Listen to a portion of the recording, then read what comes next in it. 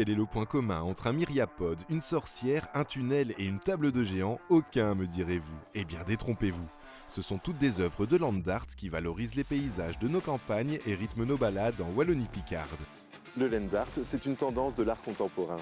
Les artistes utilisent des matériaux de la nature et installent leurs œuvres dans des environnements naturels, loin des musées et des centres urbains. Mais comment est venue l'idée d'installer ces œuvres ludiques et créatives et qu'apporte-t-elle au tourisme régional? Eh bien, l'équipe du Zoom a mené l'enquête pour vous, ici, au Mont de l'Enclus. Depuis peu, le sommet du Mont de l'Enclus est habité par trois curieux personnages. Armé de son épée, l'un d'eux accueille les visiteurs et veille sur l'entrée du sentier. Ces trois géants font revivre la légende de Lideric. C'est une histoire captivante qui mêle la destinée d'un prince et d'un géant, d'un ermite et d'un enfant qui devient chevalier.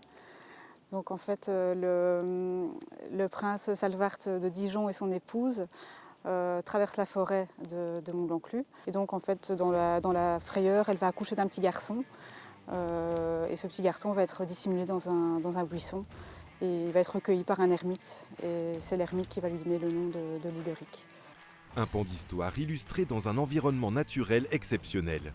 Plus de nature, plus d'écologie, plus de sensations et surtout plus de surprises, le touriste d'aujourd'hui est en quête de nouvelles expériences.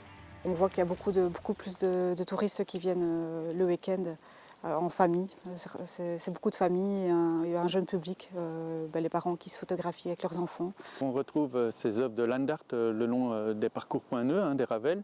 Donc ce sont des aires de convivialité sur lesquelles on peut s'arrêter, s'émerveiller, se reposer et puis repartir et reprendre son chemin en slow tourisme dans toute la Wallonie-Picarde.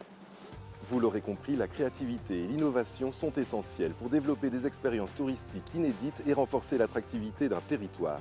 Nous allons donc désormais voir comment se construisent ces projets. Les projets se construisent en concertation avec les communes et un artiste. Donc on monte ensemble un projet. L'idée, c'est de s'amuser ensemble à créer quelque chose, de pouvoir l'ancrer dans le territoire, choisir un endroit où on va le positionner, une vue, un paysage, un endroit, un arrêt, une porte. Et donc forcément, si on s'amuse en le créant, l'utilisateur s'amusera en vivant l'espace.